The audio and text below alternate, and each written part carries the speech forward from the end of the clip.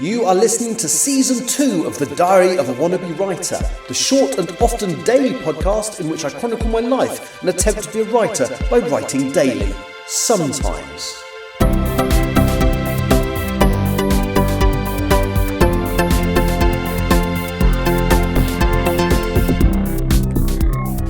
Hello, today is Sunday the 10th of August 2025 and you're listening to The Diary of a Wannabe Writer. So the first thing I want to do is, I could have done this podcast later. It's 10 to 11 UK time in the morning today. I did as I thought I would. I woke up early because of the jet lag, but that's fine. And I got Chapter 5, The Charlie Conundrum of Self-Portrait, signed off today, which I'm very pleased about. That brings my total signed off words for the month to 12,869. That's significant because the target I've set myself is 20,000 words, which means there's a very good chance I'm going to get there because I've only got another 7,000 words to write with another 21 days left to go. So that's all right. I'm quite happy with that. Like I said before, if I do exceed it, that doesn't mean I'm going to necessarily up my target. I need to be able to achieve it, and there will be months where I'm less motivated and less able to write than I am at the moment. So I am going to leave the target as it is, I think, for subsequent months where I'm working.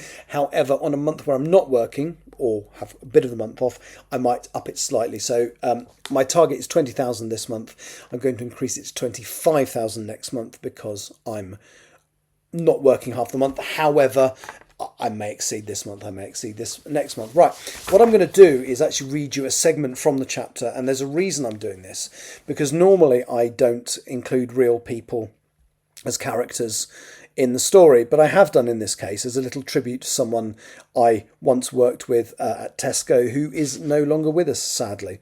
So I'm going to read you a little segment to tell you a brief little bit about the man, and then read you one of his poems, or some of it anyway. The walk was 3 miles long, but Sayward wanted to get it done quickly, and as such, it only took her 40 minutes. She was walking across the car park at front of the store when she felt an arm around her throat. Before she had time to scream, she had been punched in the side of the head and a handbag torn from her. More angry than scared, she jumped up. She could see a figure running swiftly away from her across the car park, too fast for her to catch. "Oi, you fucker, come back!" she screamed after him.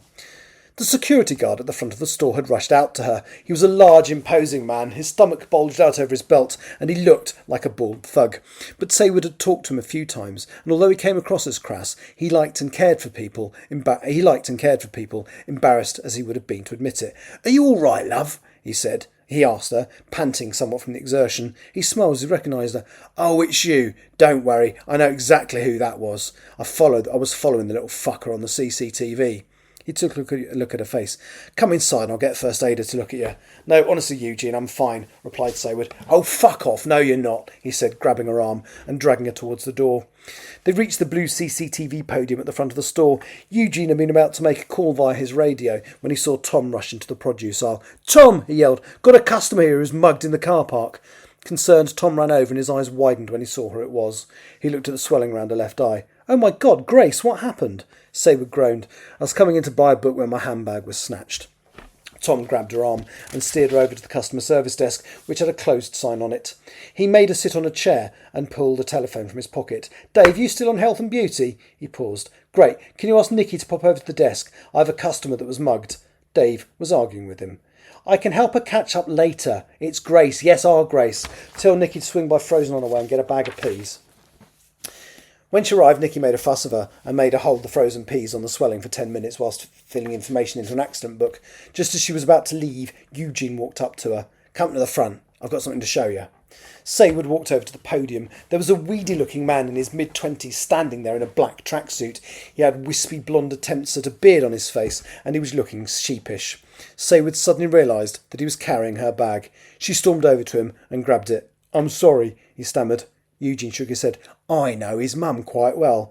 I phoned her and told her that Nate either came back here within 5 minutes or I was calling the law." He looked across at the sorry figure. "What do you want to do, Grace? That's a nice shiner there. I'm happy to call the police if you want me to." Sayward was looking through the contents of her bag. "It's all here." "I didn't take nothing," said the man. "Honest?" "You little scroat," said Eugene. "What do you want to do, Grace?" he said again as he turned to Sayward.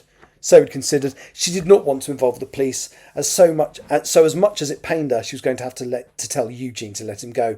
"I've got my bag back," she said. "He can go." Eugene rounded on the man. "Well, you heard the lady. Fuck off." He paused and then looked back at Saywood. "How you getting home, love?" "I was going to walk," said Saywood. "Nah," said Eugene. Nate had just turned to slink away, but Eugene grabbed his arm. "Give her a tenner now, you piece of shit. The least you can do is pay for her to have a safe ride home." Shakily, the man pulled a crumbled £10 note from his pocket. "Sorry," he said as he handed it to Saywood. She grabbed it from him, saying nothing. "Now you can fuck off," said Eugene. The man turned and ran from the door. And that's, the guy I used to work. I won't give his surname. But, he was one of these people who came across as really crass, but actually had a bit of a heart of gold. And one of the things he did for fun was write poems. And, lots of them. So he gave me 6 250-page A4-page books full of poems he'd written. So just to give you a little bit of his background, his dad was actually worked at a concentration camp, so had horrible experiences. And as such, his dad was horrible. So, for example, never celebrated Christmas. Eugene never celebrated Christmas when he was a kid. So he had a Christmas, when he was an adult, he had a Christmas tree in every house. He made up for it, basically. This is an excerpt. I'm not going to read the whole poem because it's quite long. This is an excerpt from a poem he wrote called "Give Me Another," which just kind of gives you an idea about his background. "Give me another good hiding, you bastard. I'm used to it by now. You've beaten me so many times in the past, every which way and how. With bruise upon bruise, scar upon scar, from your size 8-toe tectors. Though you may have small feet, they hurt like hell, but I'm becoming a pain deflector. Give me another good hiding, you bastard. Let your aggression out. While you're hitting me, you're not hitting mum. After all, what's another clout? The more you hit me, the less it hurts. The pain, you've taught me not to show it. Or you'd give me another good hiding. I'm strong-willed, but you don't yet know it."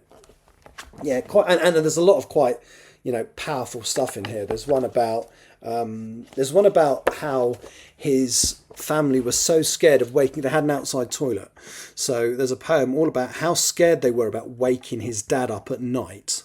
Yeah, to creep out and use the outside toilet. So they used to leave a bucket on the steps to wee and poo in during the night so that they didn't have to open the back door and potentially wake the father up. And there's one occasion somebody woke him up anyway, so his dad's response was to pour the contents of the bucket over them. And I couldn't find that poem because I would have read that, but it ends with the line "wearing a turd for a hat." I remember that distinctly, but there's no index in this. Is there an index in it? Oh, there is an index, but not enough. Oh, there is an amazing... Oh, no, it's just a list of the poems. But anyway, so I won't give a surname and stuff. I don't know if you can still get these books, actually, because he self-published them through Lulu. Let me have a quick look. No, they no longer seem to be there. That's a shame. But yeah, it's so I've got 6 of these A4 books. And just to give you an idea, I'm looking on... Just opened a random page and there's 1, 2, 3, 5 poems just on that pair of pages. So the guy was prolific. And yeah, so I had a lot of time for him. As I say, came across as a crass. He was quite crass, but I genuinely think he had a heart of gold. And I used to occasionally deliberately pop in and see him. I used to shop at that supermarket at night, specifically so I could catch up and see how he was. And then the pandemic happened, and I went in and found out after the pandemic that company, in all their wisdom, had decided to contract agency security guards. Now, what made Eugene so good was that people wouldn't, pardon my French, fuck about, because he knew everybody. And that line about him calling somebody's mum after he robbed them, that happened. I mean, not exactly that, but there was an occasion where he knew who'd robbed someone and he called their mum and the goods were returned. He was that kind of person. He was exactly the kind of person you wanted doing that job in that place overnight. And so when they got rid of him, they were effectively costing themselves a lot of money because there were people that would avoid robbing the place because it was him on the door. Oh, well, good old Tesco. Never mind. Right, that's all I'm going to say about that. But, apart from the fact that, I then went in to wish him a Merry Christmas one year, and found out that they'd got rid of him. And then not long after that, found out that he'd died, which was very sad. Unfortunately, I was working when the funeral happened. Otherwise, I would have gone. Anyway, that's all I want to say for today. I'll be back tomorrow, hopefully having done some more writing. Take care. Thank you for listening. Bye-bye. Listening? I'm not pish, I promise. You have been listening to The Diary of a Wannabe Writer.